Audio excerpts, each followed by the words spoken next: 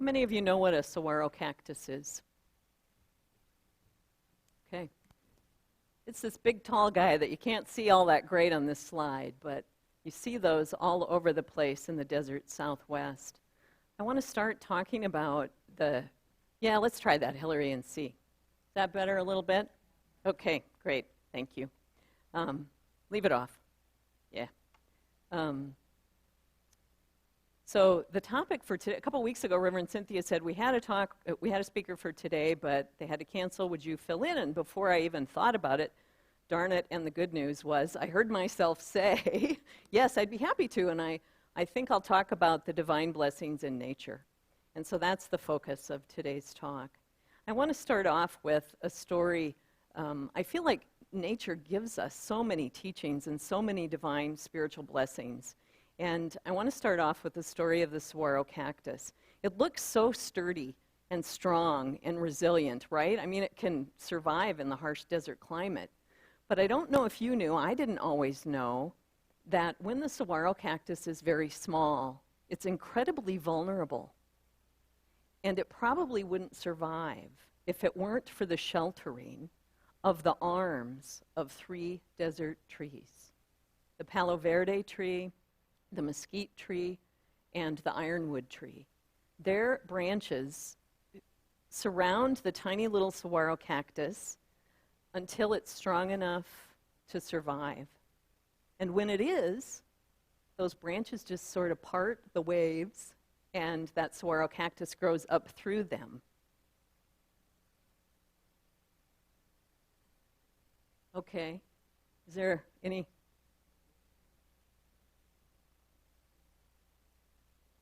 Okay, well, imagine a sign that tells what I just said. There's a sign on there somewhere. Okay, well, Roland, if you figure it, should I shut this off? And there we go. There it is. Okay, so I didn't make that up. That's really what happens. And, okay, now we're too far, but we'll stay there. So, you know, there was, okay, we need to go back. Just ignore that. Ignore those. So the saguaro cactus needs help, needs sheltering.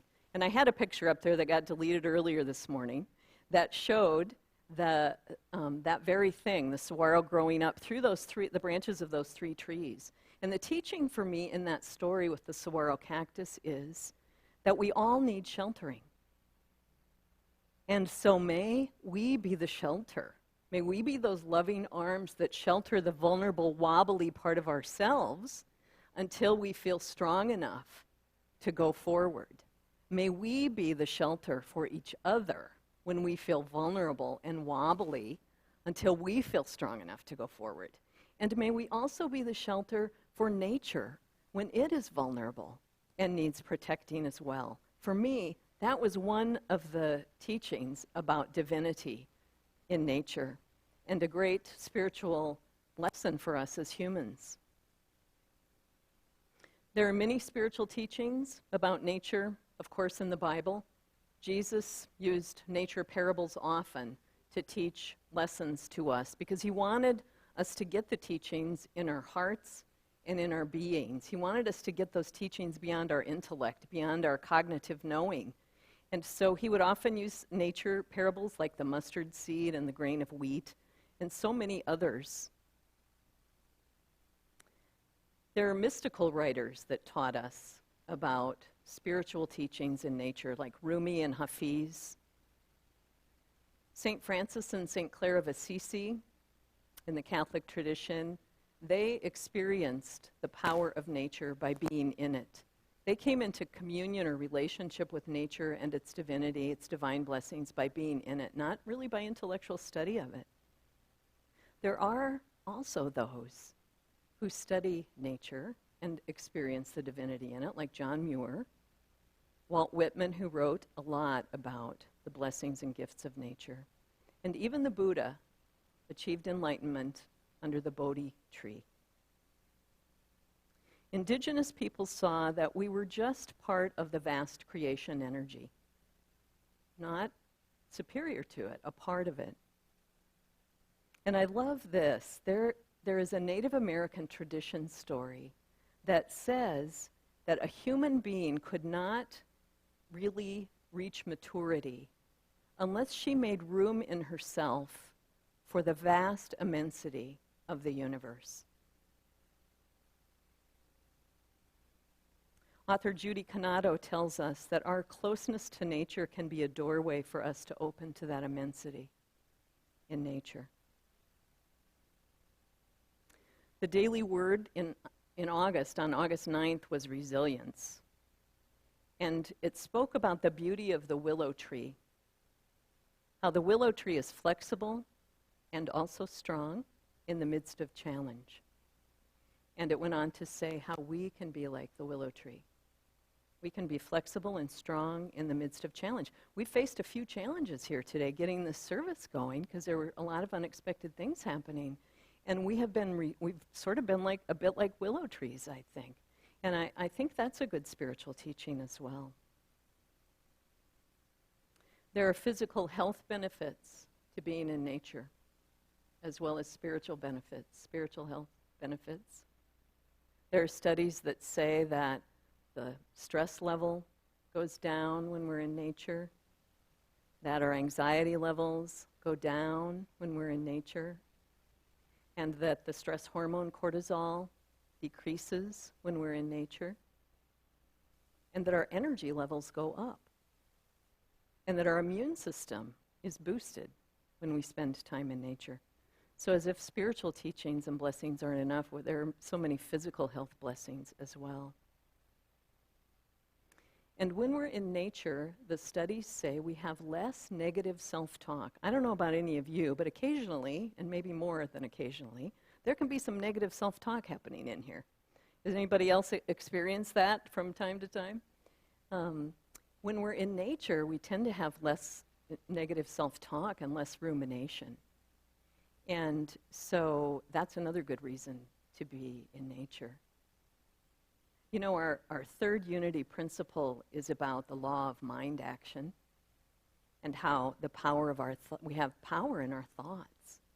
And so if we spend time in nature, that can help us have the kind of thoughts that we would like to live out in the world instead of those ones that ruminate in my head that aren't always so life-affirming and aren't necessarily supporting my wholeness.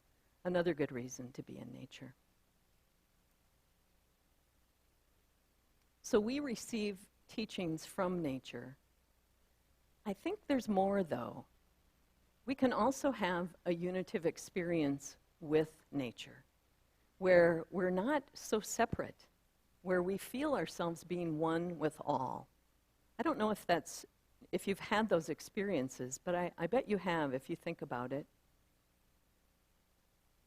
Judy Canado, who was one of my favorite authors, in her book Radical Amazement, said that speaking of wonders of the universe, she said part of that wonder is there's this merging between science and spirituality. And she was such a good voice about that for me because she understood quantum physics and the scientific workings of the universe. And she's also a theologian and a religious study person was. She died just a few years ago. And she talked about in her book Radical Amazement about being swept up in awe, where there is no distance between my body and the stars, no separation between myself and the sacred mystery. The experience where I know that I'm connected to all that's been, to all that is now, and to all that is to come. No separation. She spoke of the Big Bang, and she said all matter, M-A-T-T-E-R, all matter that now exists was formed in that initial bursting forth of life. So we must each be formed out of the primordial dust that became stars. We're made out of the same stuff as stars. We're stardust. We have the same matter in us as stars. I think that's just lovely. Mark Nepo, another favorite author of mine, in his book The Endless Practice said, no matter what we dream or plan or think we're doing, we're all longing to make friends with being alive. And every spiritual tradition leads us to the mystical moment when we are asked to put down all protection, relax all boundaries of our ego identity, so that we can be touched by the unity of life that waits under everything. Nature can be a doorway to take us to that place where we can let go of all of that and feel our oneness with the aliveness that is connected to everything. So today I'm sharing some of my nature stories with you that are really important spiritual teachings for me. And I'm not sharing them because, like, my stories are so great, but I'm sharing them because I would invite you to think about what your stories in nature might be. Or maybe if that hasn't been a doorway for you, which it isn't for everybody, you might just feel a little more invitation to see if that could be an additional doorway of your spiritual journey, of your spiritual growth and your spiritual evolution. Psalm 19:1 says, "The heavens are telling of the glory of God, and the firmament proclaims his handiwork." That sure sounds like nature to me. So this photo, I think it was the one before it. Is there any way we can go back to there, right there? Thank you. A year ago, Morgan and I went on a tour to the Grand Canyon and Bryce National Park and Zion National Park. This photo was taken at Bryce, and maybe some of you have been there as well. And yeah, great. Does that look familiar to you? Yeah. When I saw that, I saw cathedral. Does anybody else see cathedral? That so felt and looked to me like a cathedral formed from nature. And I feel that way when I'm in nature, like I'm in a cathedral, like I'm in a place of community where beings come together to experience something more than our small self, to widen our perspective to something more than our small mind. So for me, that was cathedral-like. Do you want to keep doing this, Roland, for me? Okay, the next one. This is also Bryce Canyon. It has some really unique pillar columnar-like formations. And the indigenous people believe that these columns are really the ancient stone beings that are watching over the park, watching over the earth, watching over all of us. I like that idea. And the next picture, this is at Zion National Park, where we arrived late in the afternoon, and it was kind of becoming twilight, and the moon was out when I took this picture. And these pictures don't really, I'm not a professional photographer, but so for me, they kind of capture the essence of the place.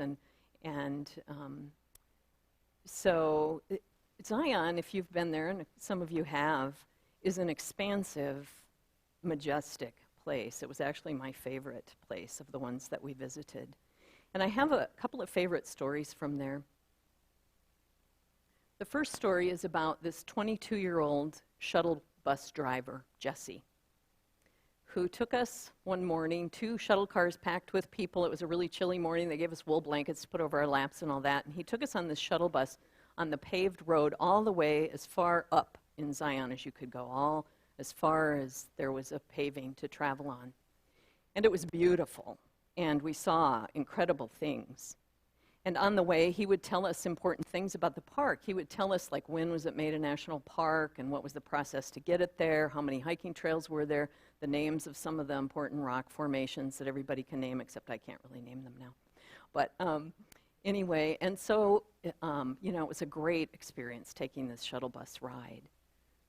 On the way back down to the lodge, he pulled off at this overlook, and he invited us to get out of the shuttle and just stretch a little bit and take a few photos before we went back to the lodge. So we all got off.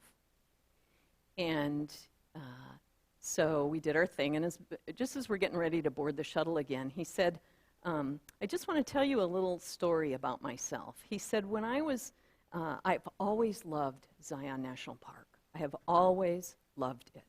And I knew I needed to work here. So when I graduated from high school, I applied for a job here. And they hired me. But he said it was in housekeeping. And he said, that didn't go very well. And he said, so because it didn't go very well, he said, I was appreciative, and it's not that I wasn't grateful, but it really wasn't the fit for me. But because I had that experience, I feel so very grateful to be here with you now, telling you all the things that I know about this place that I love.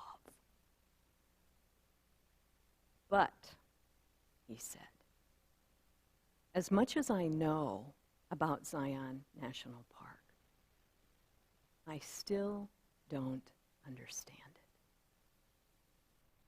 And he got quiet. And he just stared out at the panoramic experience of the park in silence. And we were silent too. And that teaching for me from Jesse, bless his heart, I'll never forget him, was really about, may we remember to experience the fullness of life, not merely understand it cognitively. May we experience the majesty in our lives and in this world that we're gifted to be in. The next story from Zion, if you'd go to the next slide, Roland, thank you. Now this is a place where there's a lot of hard, cold stone, and it's beautiful, and it's in beautiful formations, but you wouldn't expect to see a lush tropical-like thing happening in Zion. But this was a hike up to the Weeping Wall.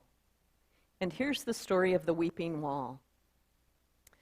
The top formation of the stone absorbs all the moisture, soaks it up, soaks it up, soaks it up like a big sponge, soaks it up until it can't soak up anymore. It's got all it can hold. And at that point, the moisture starts to filter down to the next layer of stone. And at that place, the water begins to weep out of the stone. And that weeping, those tears, create a climate in which this kind of lush, tropical-like growth can happen. Amazing, amazing to me. And so when we got up there, the next slide, Roland, if you would, when we got up there, we got under this overhang. I don't know if you can see it all that great here, but we were under this overhang, and those tears that were being wept from the stone were like, it looked like they were flying out into the universe. And the way they were lit, it looked to me like magic, like fairy dust, like magic. And there was just something about that that just opened me up even more. Opened me up. May we allow the flow of our weeping without judgment. And may we trust that from our weeping, new lush growth can be born. Oh, there's, a lot of other stories about nature's divine blessings, like the way water carves hard rock to create a canyon, a river, the steady, persistent flow of water, like God's steady, persistent, unconditional flow through us, wearing away our hardness so we can be open to even more divine flow in our life. And the next slide or picture is just a heart-shaped leaf on the path. Why do we spend time in nature? Well, Pema Chodron mentions a couple of things worth repeating. Nature helps us to wake up from the cocoon of our habitual patterns. Nature helps us hold the question, what's most important to me? What's the best use of my being here? She also says that the awakened mind exists in our surroundings. The awakened mind exists in the air, in the wind, in the sea, in the land, and in the animals. Nature helps us to touch in with our surroundings, and then the sacredness of the space can penetrate us. And the next photo is of a sunrise that I saw. Oh, this was such a cool experience for me. It looks like just a sunrise, but what it brings back to me is a few weeks ago I went on private retreat at a cabin in Nebraska, of all places. You might think, Nebraska, why would you go on a retreat? It's beautiful there. And so one morning I got up really early before there was any light in the sky. So early that the deer were snorting at me when I would walk past the tall grass where they were resting, and the turkeys in the trees were like squawking a little bit at me like, what are you doing up? It's not time to be up. And I walked, and it was just so quiet and beautiful and spacious, wide sky. And I found a place to sit after a while, and I watched the light just barely start coming into the sky, and I thought, oh my God, how beautiful is that? And I could just feel that spaciousness. Like, I thought I was pretty spacious, but then, you feel like, oh my God, I can be even more spacious. And just when I thought the sky was as beautiful as it could get, the interplay between the light and the clouds just became more beautiful and more beautiful and more beautiful, until I had that unitive consciousness experience where there was no separation between me and everything. And I encourage you to offer yourself to that kind of spaciousness. What a gift. Where we can feel ourselves connected to all, where we can feel ourselves part of everything, like the stardust. Know that we're stardust. A few weeks ago, Reverend Cynthia was talking about heroes. Remember, those of you that were here? And she gave an invitation to us. She invited us to go and spend some time in silence and solitude so that we could access our inner hero. And my invitation to you this week is to go somewhere in nature, in silence and in solitude. And maybe that's something you already have on your plan, and that's great. And it doesn't have to be in a big place. It doesn't have to be a state park, a national park. It doesn't have to be. It could be. It could also be that you sit on your porch next to your potted geranium and look at the sky. And it could be that you have your window cranked open so that you can hear the nature sounds or the gentle breeze rustling through the trees. Give yourself an opportunity to connect with the divinity in nature and feel it connect with the divinity in you. That's my invitation to you. And this last slide, bless your heart, Roland. I don't know if you can see it, but it's from Mutz, the cartoon, for those of you that know it. And it says, wow, Earl, 1 billion stars, 1 billion waves, 1 billion grains of sand, and you and me. Let's take an offering for Unity of Des Moines.